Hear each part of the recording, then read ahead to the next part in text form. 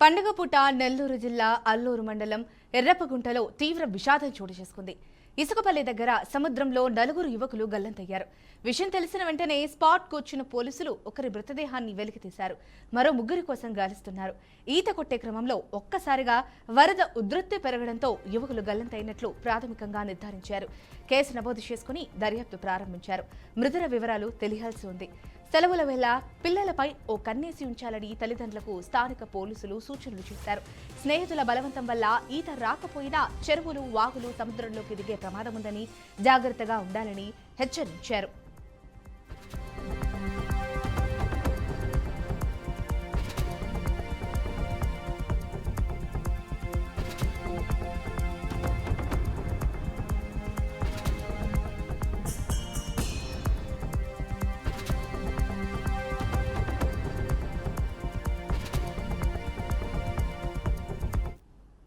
రెడ్డికి దీనికి సంబంధించిన మరింత సమాచారాన్ని మా బీఆర్కే ప్రతినిధి మల్లికార్జున్ అందిస్తారు. మల్లికార్జున్, చెప్పండి, ఈ ఘటనకు సంబంధించిన అప్డేట్స్ ఏంటి? Good evening Jhansi. నెల్లూరులోని పండగ పూట తీవ్ర విషయం నెలకొంది. ముఖ్యంగా 3 రోజుల పాటు వర్షం, ఈ 3 రోజుల పాటు సెలవు రావడంతో అందరూ విద్యార్థులు కానీ, ఇటు స్టూడెంట్స్ కానీ, ఇటు తల్లిదండ్రులు కానీ సెలవులు రావడంతో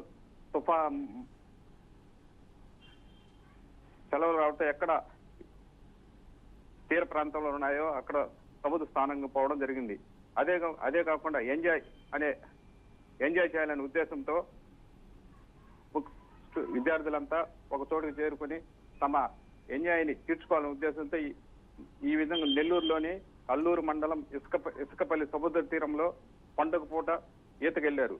అయితే ఈ మొత్తం 4 విద్యార్థులు ఈతకు వెళ్లారు. వీరందరూ అల్లూరు పంచాయతీ ఎర్రప్పగుంటకు చెందిన వారు కావడం విశేషం. Okay Mallikarjun, thank you for the update.